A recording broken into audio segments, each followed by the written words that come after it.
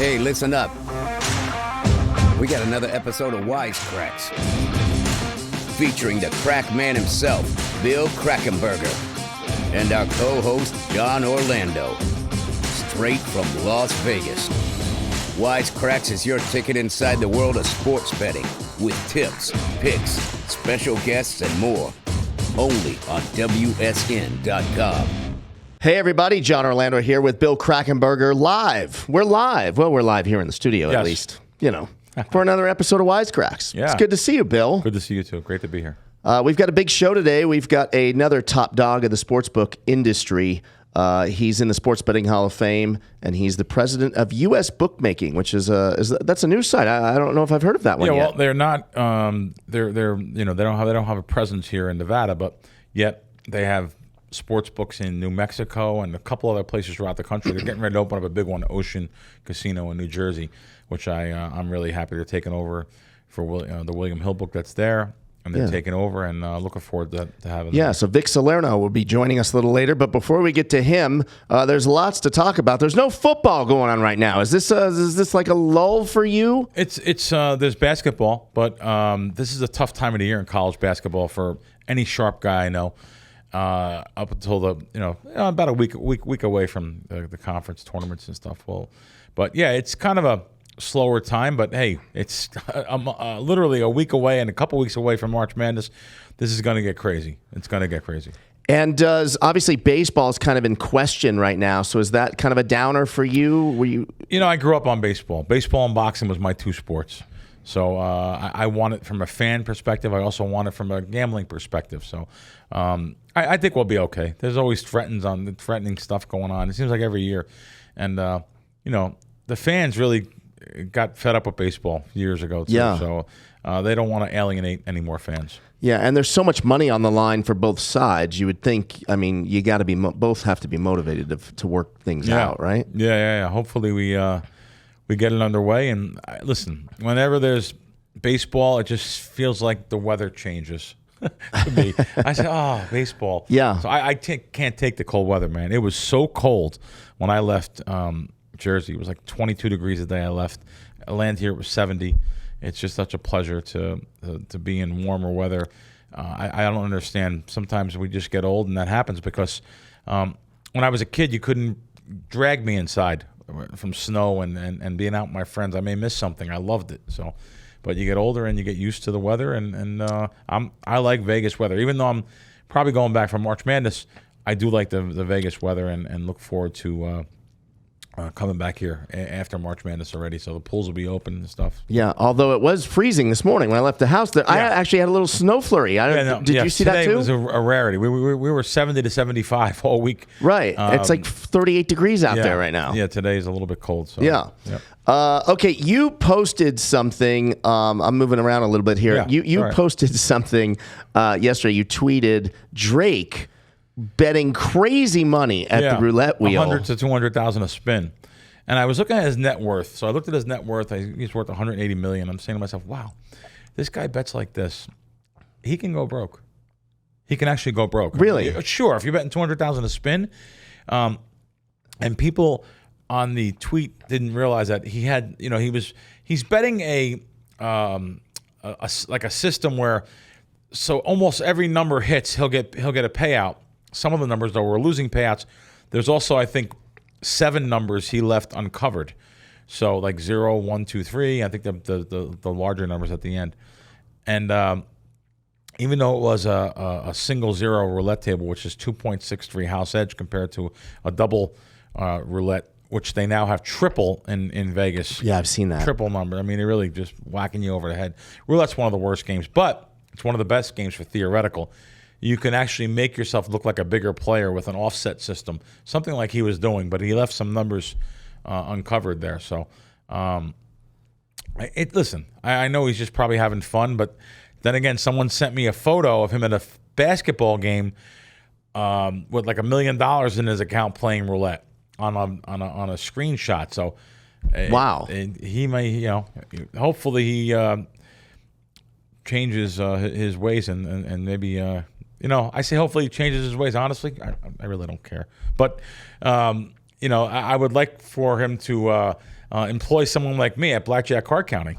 Right? Come up there and just come on, Drake. Just tap him a little bit when it's a plus count. And but I mean, you say he could go broke, and I guess you're right. I mean, if you're betting if you're betting $200,000 a spin, if you lose 5 spins in a row, you're down $1 million. Yeah, I don't care. And losing 5 spins in a row roulette is easy to do. And what about the closet gambling you do, like I seen on that app that he had up there? I mean, it could be anything. But anyway, I think we're getting in too much about worrying about his money. Yeah. Which I actually brought it up and said it. So I just thought that I seen the tweet online, the picture. I said, wow, that's something to be retweeted. And what's he putting straight up on a number? Because he's got to get that approved ahead of time, right? 25,000. I counted 25,000 on a number.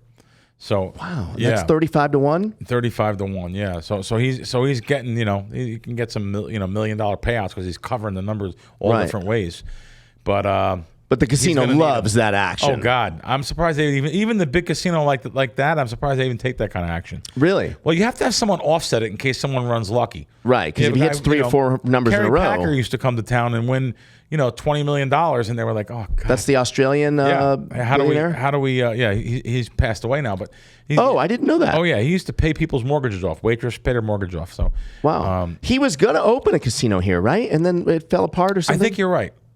Kerry Packer was going to, his son now, I think his name is James. He inherited the. Oh, James. That's who I'm thinking of. Okay, I'm thinking of James. His dad. Right, okay. His dad was like the man. He was a good tipper. He was a good person to. Again, I apologize. That's what I do. I rate people by how they treat others. I like how they tip. And maybe it's not, it should only be a partial, but it's bigger to me when someone takes care of other people. Yeah. So that's why I pick on Tiger Woods. And that's why I put a guy like Charles Barkley on a pedestal. Because I know Charles throws money around. He does. And I know Tiger does not. Right. He's literally left zero for waiters. Yeah. Good segue. I was at UFC last Saturday, and Dana White is a guy that absolutely throws the money around. There you go. Right? There's a guy that throws money around. Yeah. I takes care. He was giving $1,000 tips at the bar last week. Did you hear about that? Yes, I did. Yeah. Yeah. He's just a good guy. He remembers where he comes from, and I love that about him. I'd love to get him on here. Yeah, we're definitely going to get him on here. Yeah. I want to do a little future predicting. Okay. This is just kind of more like a Hollywood thing. I saw Jared Leto at the fights this past Saturday. This past Saturday was a daytime card, not a big card. You really have to be a diehard fan to go to these fights on Saturday at the Apex right next door to the UFC. I didn't know they had daytime cards. Right, exactly. Yeah. Okay, so these are free fights on ESPN that they do every so often. And I saw Jared Leto there, and it's like the 3rd or 4th time I've seen Jared Leto at a fight in the last few months. I am going to predict, Crack.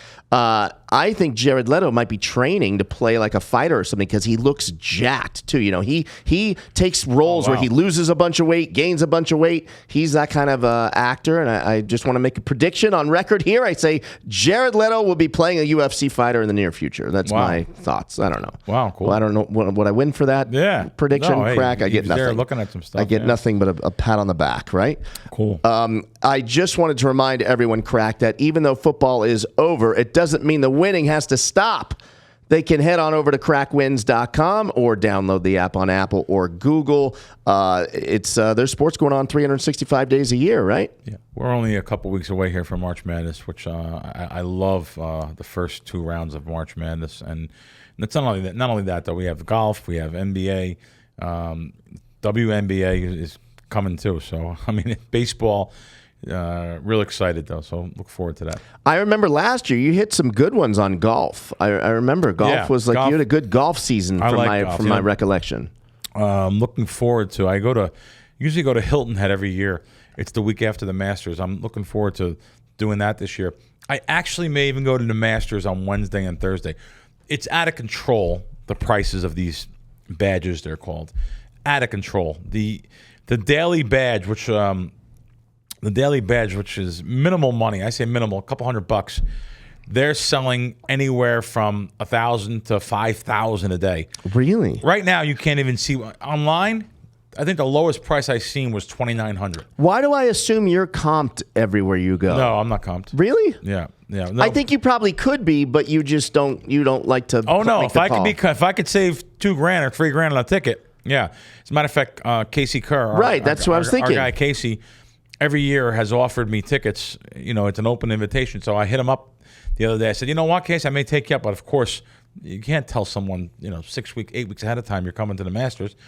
He gets so many passes, and he books out like a year out. Oh yeah, pretty a year. much. I believe it. I told him, I said, put me down for next year though. Right. He called me and said, Crack, I feel bad. He said, because I've been telling you for years that you can come here on a Wednesday, Thursday, which is the best days to go, by the way, media day, and then the Pro-Am. He said, I'm going to ask Vijay Singh or Fred Couples for an extra badge. That's just so cool. Yeah. That he can, I'm going to ask Fred Couples. Yeah. He said, I'm going to ask. I'll ask him for a badge for Wednesday, Thursday for you. Wow. And we'll see what happens. So yeah. So make sure you guys download the Crack Wins app and get in the winner's circle today.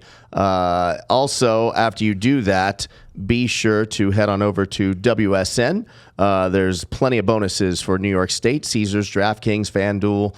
They have incredible bonuses, right? I am on there right now, and I looked before the show, of course. Again, many articles, even though football season's over, many articles on many different things, predictions, NBA, horse racing, golf. There's so many articles. Of course, there's U.S. sports betting news, which I'm really big on. I learned so many different things about laws and jurisdictions and really good stuff. The New York State Senate committee advances a bill to allow sports betting kiosk in all of the New York stadiums. I didn't even know this. I know it because of WSN. That's amazing. Just think about that. You go over to Citi Field and you go to watch the Mets or Yankee Stadium, and there's kiosk in the stadium to bet on the games before you go take your seat and grab a dog and a beer. Fantastic. So there's a lot of articles, like I said, about this kind of stuff. Massachusetts, Minnesota, Oregon, great articles, but the bonuses is what I really enjoy there. So I'm just going to click on bonuses for New Jersey. Right now, Caesars $1,500 free bet, FanDuel $1,000, this is $1,000 risk-free bet. The DraftKings bonus is $1,000 actual deposit bonus money. So BetMGM $1,000. There's so many thousands in here. Tipico $750. That's real money. This is really good. You have to go to this site here, WSN.com. Click on their link because they have negotiated some of the best bonuses in the industry. They have negotiated the best in certain jurisdictions. So again, you can just click on Colorado. Same thing. There's so many different free bonuses and free offers there, and or match bonuses. Some of them are matched too. So. Get on over to WSN.com for sure. And when you get that bonus money, is the strategy bet, let's say it's $1,000 bonus, free bet. Yeah. Oh, you have to bet the whole thing. Bet the whole thing on, yeah. So when it's a free bet, you have to bet the entire $1,000 on one bet. You don't have to. Okay. If you want to deposit $300, you can get a $300 free bet. Right. Obviously, the best. But if you do the max. The mathematical best thing to do is deposit the max to get the max bonus. So get the max bonus, but it's one bet, or it's just an extra $1,000 worth of betting? Bet. Well, certain places have matches. They'll actually match the money you put in. So if you put $1,000, like when I was in Jersey just now, they had a couple of the books had $1,000 match. Put $1,000 in, you start out with $2,000. Mm-hmm. So you have to roll it over a couple times. Right. They want to establish. You're there to clients. play. Yeah, right. You're there to play. But just check and see which ones are matches, which ones are free bets, and the free bets are worth about half because. If you think about it, when you deposit money, if you get a deposit match, they match the money. But the free bet is worth you have to win the bet, and then you get the bet. So it's worth about 50% of what the cash bonus would be. Got it. You automatically have the money in the account. So, of course, I like deposit matches. But listen, all these jurisdictions on WSN, you can look there. We don't have that in Nevada. We don't have these match bonuses. We don't have these kind of things. So I really like to take advantage of that kind of stuff for sure. Well, there it is, guys. That is your winning exacta, the Crack Wins app and WSN.com. Check it out. both of them today. All right, Bill, it's that time to welcome today's guest. He's enjoyed over 40 years in the sports betting business, served as chairman of American Wagering, Inc., which operated over 130 Leroy's sportsbooks. He led the launch of mobile sports betting, starting with the Leroy's app. He sold AWI to William Hill in 2012, now the president of US Bookmaking, member of the Sports Betting Hall of Fame, Vic Salerno. Welcome to Wise Kracks. Hey, Vic. Thank you, guys. Pleasure to be here.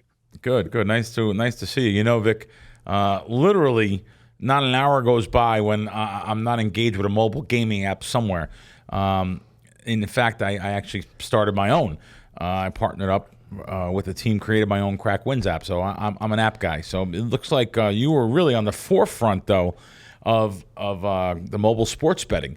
Most people don't know that, and I probably didn't even realize that. So what a visionary, really are. So what do you remember about the start of that day, and why did you see it as the future before most? I mean, you really were ahead of your time.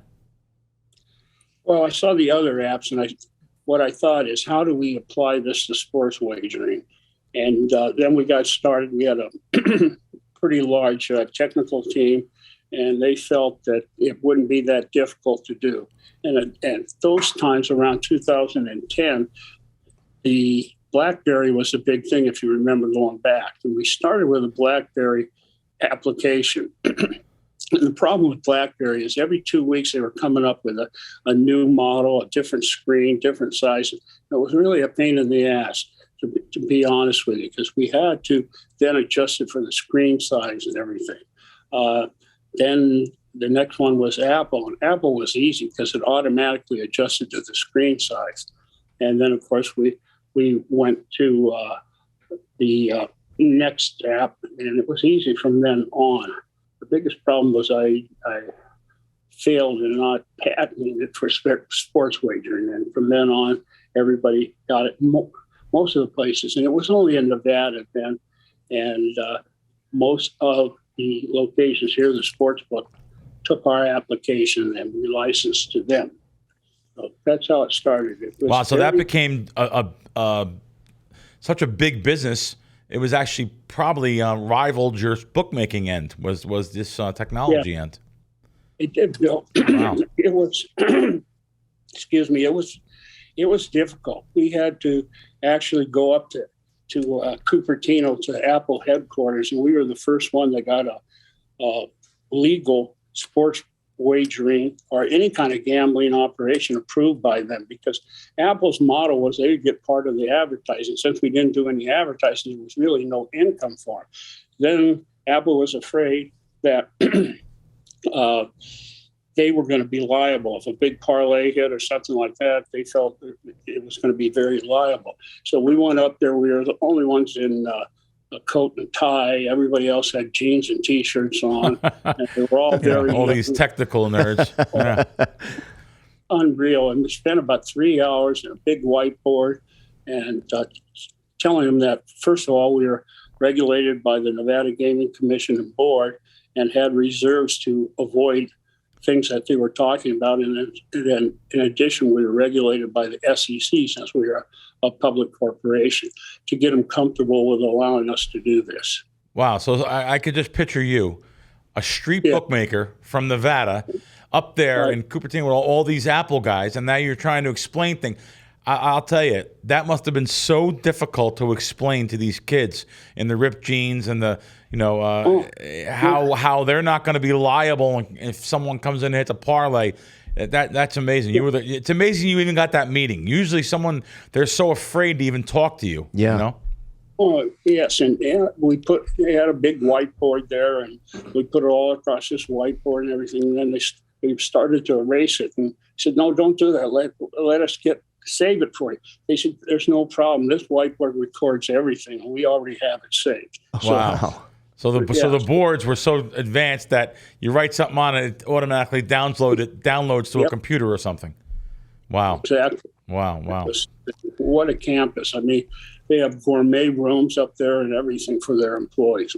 It really is something. That's the old campus. Right. The new one, really something else. So, wow. Yes, Vic, I've got a question. I've always had, big dreams of doing exactly what you've done. Build something and then sell it off and hit the home run. You did that when you sold AWI to William Hill. What makes you stick around and want to then open up U.S. bookmaking? You hit the home run. Right. Why didn't you? Good. You're right. Go hang out on an island and just chill out. Why are you still working? He does enjoy life, though. Trust me. But yeah, why did you just? Literally, what made you? That's a great question. What made you stick around instead of just flying off the? What are you going to do? I have so many friends that are my age. They just die off. They sit on their couch, they watch television, and they just die. And I need to stay active. I mean, right now, we're just acquired by Ellis Game Technology, and it's a new challenge and doing well, expanding across the U.S., and it's a new challenge every day. I guess I just like to be competitive, and now my son he's always been in the business since birth, but he's really coming up in my footsteps, and it's great to see that. Family and friends being in the business. It's a great business to be in. It's a challenge. I mean, you have your highs and your lows, but overall it's good and it's challenging. So yeah, Vic, you're talking about that. You were a dentist back in the 70s out in California, and right. You married your first wife, I guess that was, when you married, and you Yep. Her father, he was Leroy. Is that correct? Yes, it is. And he so her father was Leroy. So you take over your father-in-law's book because he couldn't get licensed, I read, for a second year. You take over his book. Is that's the way it went? That's correct. And then you went on to Leroy's for years there, and you actually now this new company, Ellis, is that what it's called? Ellis, right. The company yes. Are they partners with you, or did they actually buy you out? They bought us out. But you're still the president. They left you on as the president, right? Right. Okay. Yes. Cool. Yeah, we're a wholly owned subsidiary of them. And I know you're not a name dropper. It's not the way you are. But the other night, when we talked, you were talking about like you had Steve Wynn on speed dial. Literally, would call you. No, let me correct you. Okay, good. He had me on speed dial. Oh, good. Right. I like that. Maybe you are a name dropper. No, I like that. That's awesome. So did he use your technology? Did he use your? Yes. Okay. And you can imagine when the Super Bowl came around and when he had the Mirage and the Treasure Island and all those, it was a little bit of pressure on us that nothing went wrong.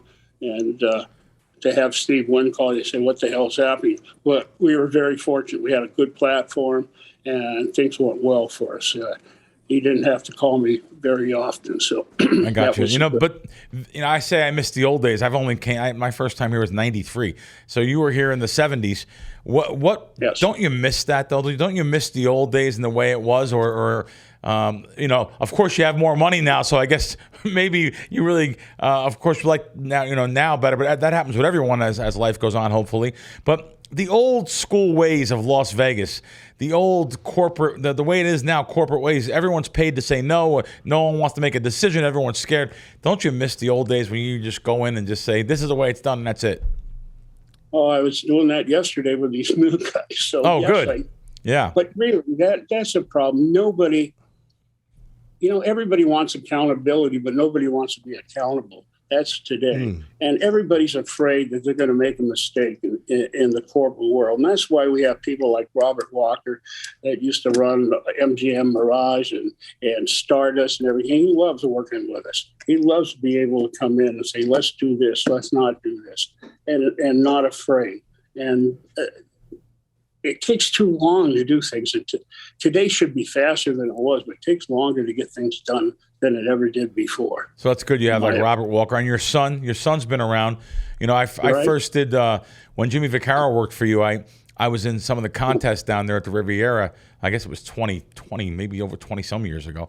I was in that first contest there. I think your son was just getting involved, and so you have guys that are well seasoned in the industry, and I like that when you could tell them how it should be done, and really time is of essence, and your time is money, especially in this business. So you're absolutely right. John? I always believe that, a window opens and it closes pretty fast, and you better make a decision before that window closes. And listen, I've been very successful in my life, but I've had a lot of losers also. And sometimes it's better to make a decision and lose and then move on, in my opinion. Absolutely.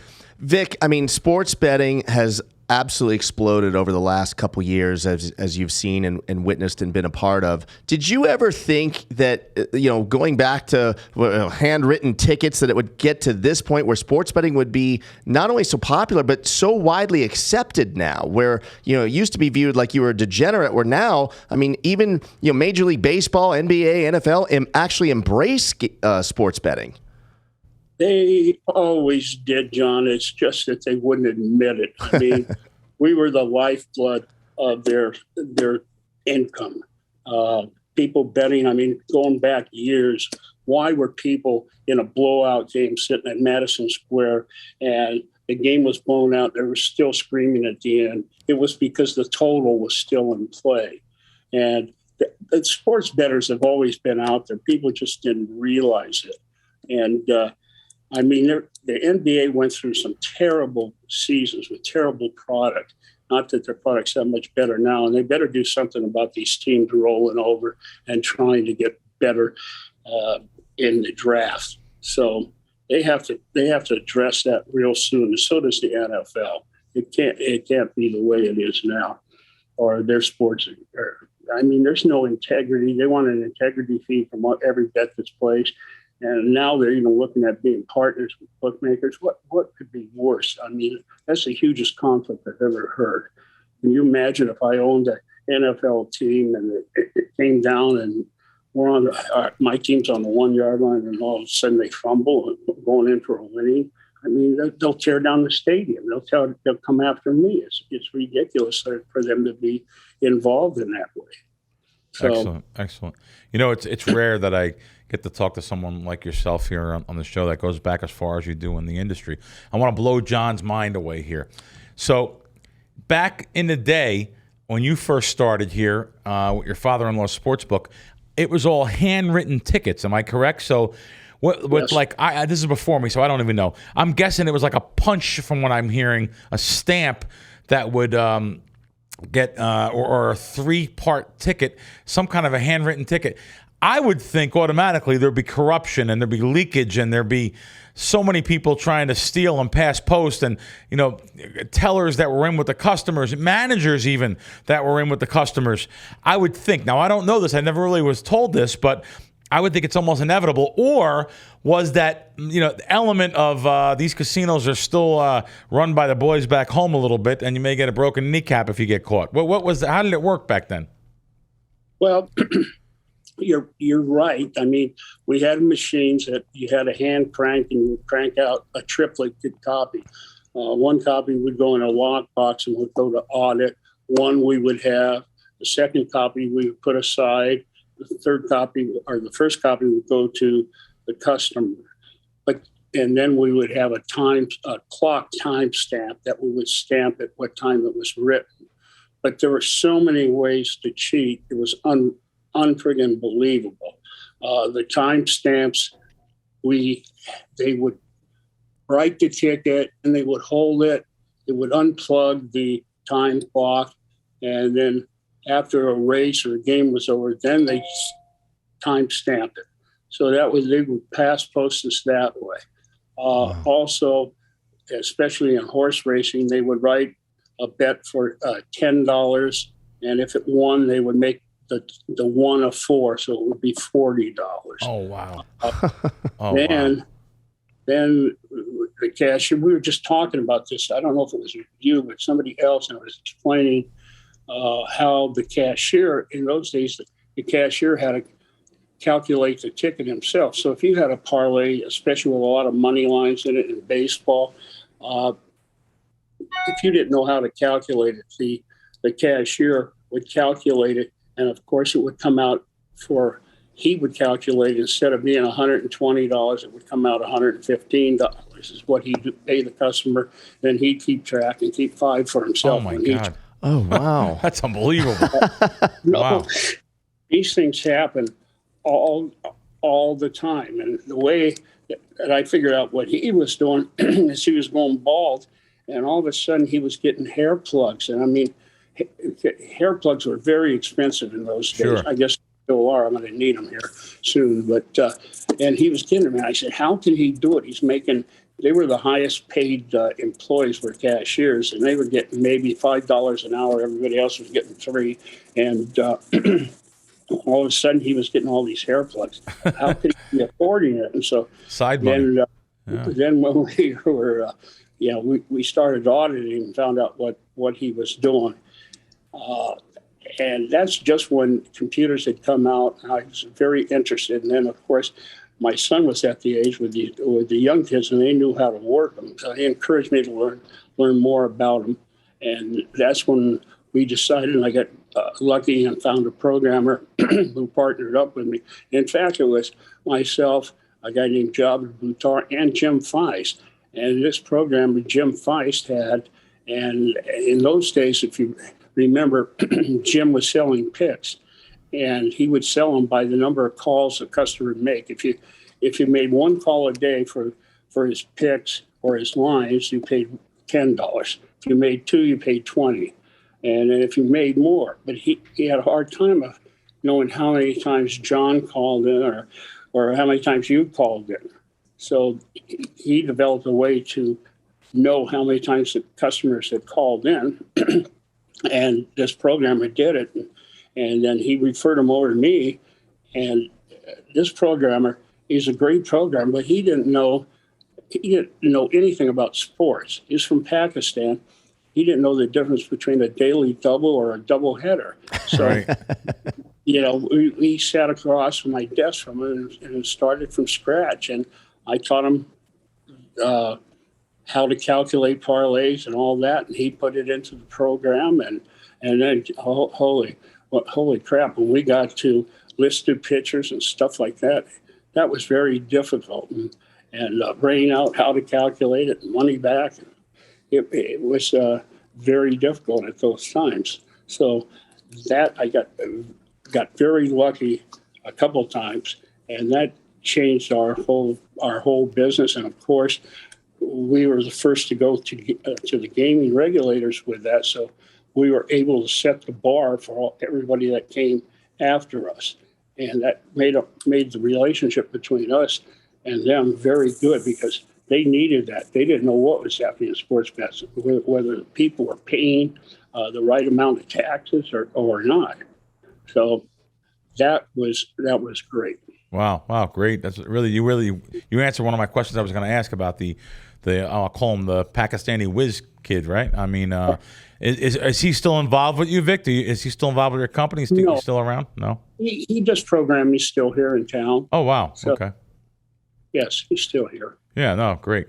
John? My mind is blown from that. Yeah. Oh, yeah. Vic, Bill always reminds me that he was a losing player in the beginning before he really honed his trade. I read that you were a losing bookmaker for the first 9 of your 13 years. Is that true? And what did you do to turn that around, if that is true? Well, a couple things. First of all, when we developed the computer system, everybody else needed the computer system. And in those days, we were really getting a lot of money for it, and we were the first to really have it. So all the casinos wanted it.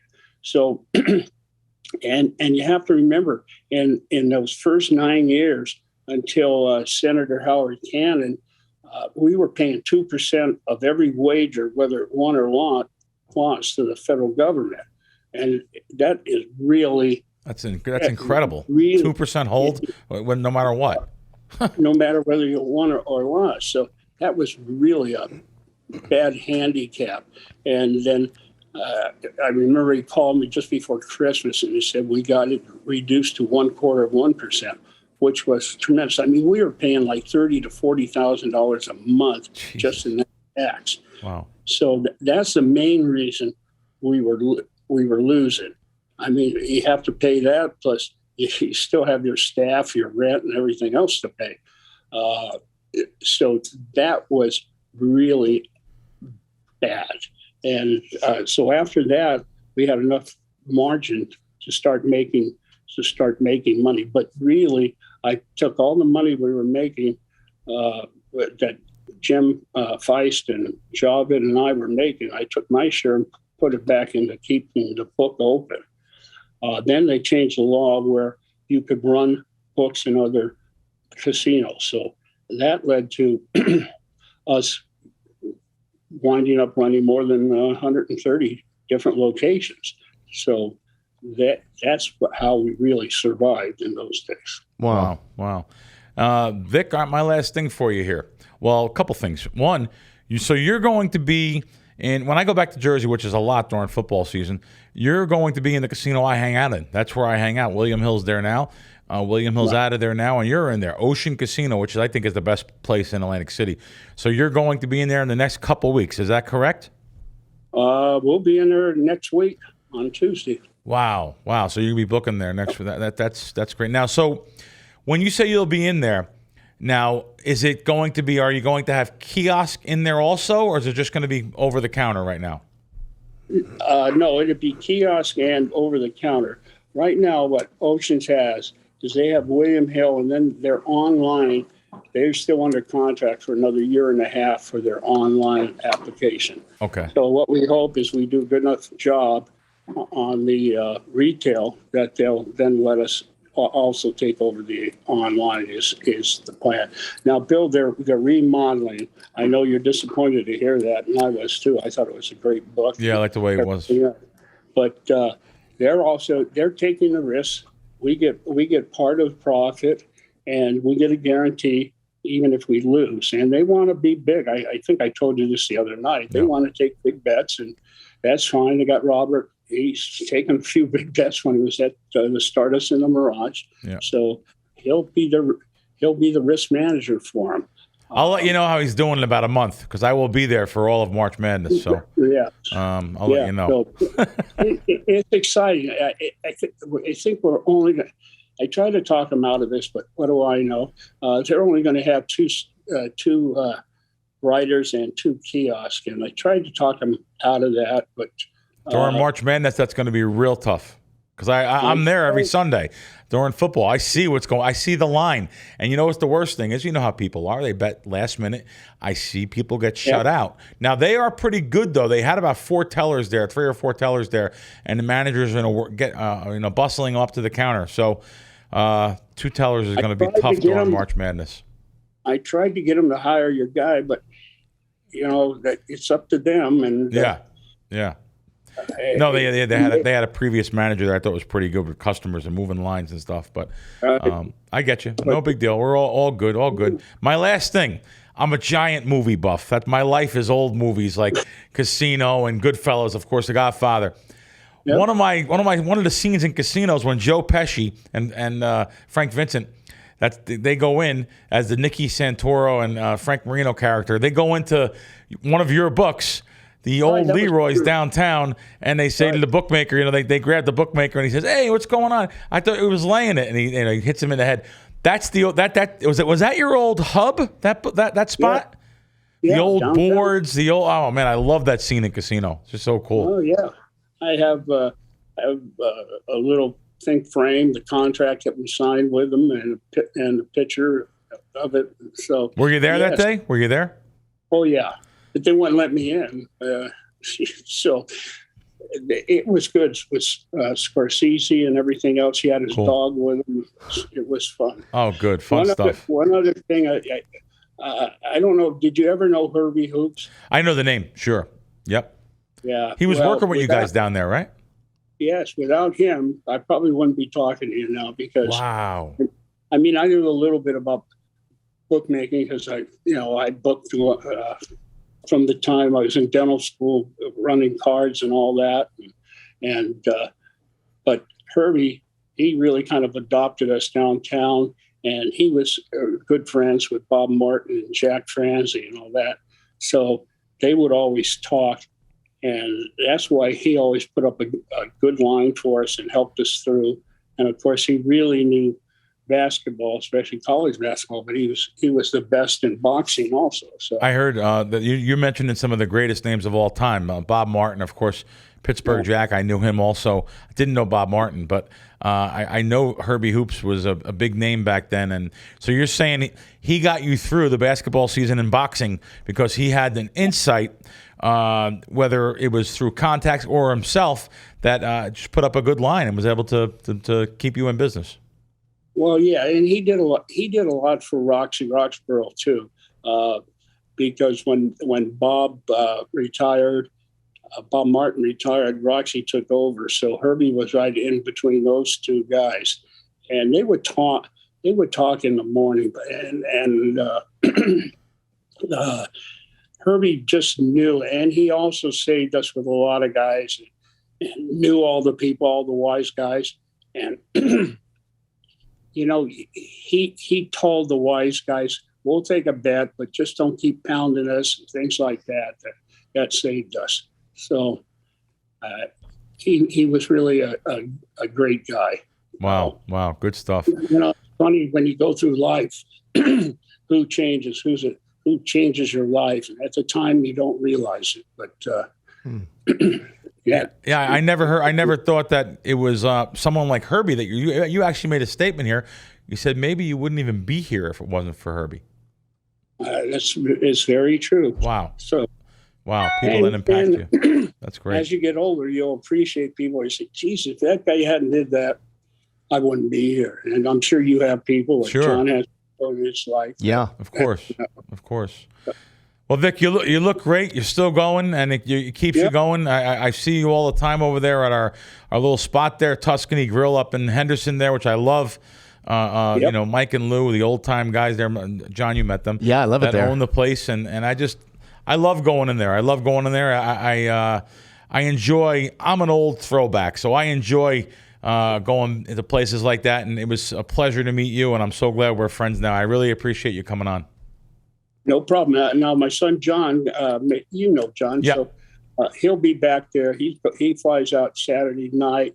I think we open on the first Tuesday. So I'll give him a couple days and let him go through the system there, and then I'll terrorize him the following weekend. All right. Sounds good. Good. Thanks. Thank you, Vic. Thanks, right. Vic. Pleasure meeting you, John. You too, man. We'll talk to you. Congrats on everything. Bill, I loved having Vic Salerno on the show today. Great. He's old school, last exactly. Yeah, exactly. No. I really hope our viewers realize how special someone like Vic is. Been around since the 70s and absolutely a legend in the industry. And I never knew about the technology side being such a big business for him. Yeah. And you can see how he hangs out, dresses. He's cool as can be. I mean, here you have a multi-millionaire and just still active in his 70s. He loves it. And his answer to my question was the same. I asked you the same question before we were even on the air. Yeah. I said, Bill, if you cashed out, 20, 30, 40, $50 million, are you retiring? And you said no. You retire, you die. It's like a shark that doesn't move anymore. You have to continue doing it. I love betting sports. Right. I love beating bookmakers. I love beating bookmakers to a line and that risk element. And it's just knowing I have an edge over the books is. I relate it to someone that is. I hate to talk like this. I don't mean to, but it's the only relation I can think that draws a parallel to it. It's like a junkie that literally shoots heroin and looks to run his routine of going to the park, meeting the guys, giving them the $100, giving them the stuff, the dope, running back. It's your endorphins are all pumped up. Part of the high is doing that before you actually shoot the drug. Yeah. Here for me, part of the high is beating the bookmaker, knowing the information maybe before them that it's going to move from 3 to -4 or -5. And the winning of it is, of course, what you want, but the winning element is only a portion for me. I love the thrill of beating them to the lines. Right, right. So I wonder, I've never asked you this. Would you ever consider, or have you ever considered going to the other side and like getting a bunch of guys together and starting your own book? No.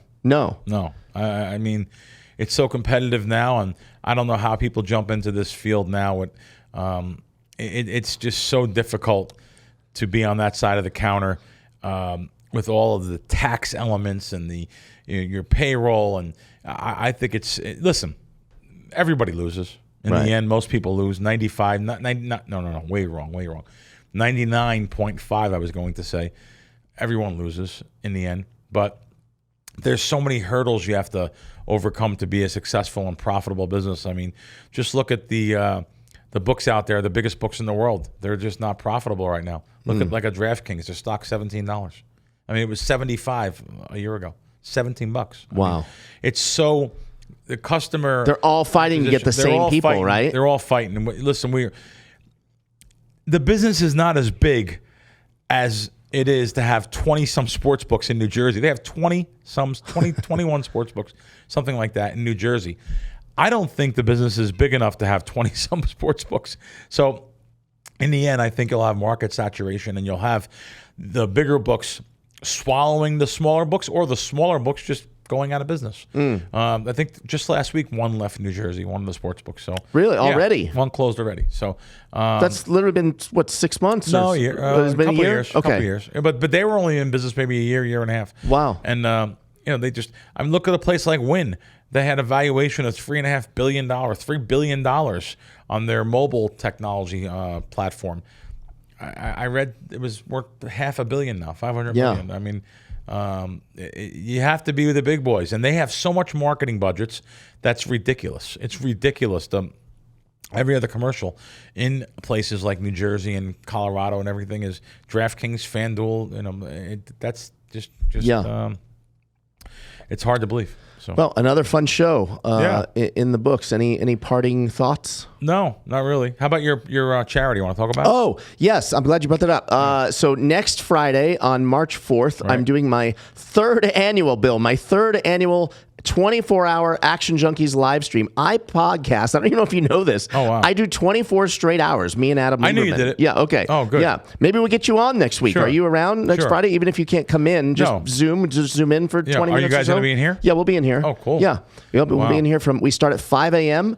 On Friday morning, and we go till 5 a.m. on Saturday morning, and we are helping raise money for Project for Humanity, which helps survivors of sex trafficking or women that have been victimized, by sex abuse and things of that nature. Okay, good. So we're Look forward to it. trying to do a good thing for some people. Nice. And where can the viewers and listeners, where can they, on the... Yeah, it'll be platform? on Action Junkies YouTube channel. Good. Or on, like a live platform on live, YouTube? Yeah, live. That's awesome. Yeah, it's crazy. That's awesome. A lot of 5-hour energy coming my way. Yeah. Good. Yeah, man. All right. And I should give you an update. I'm not doing you good as a protege here, Bill. I'm sitting in 4th place currently in the Best Better competition, but I did win last week.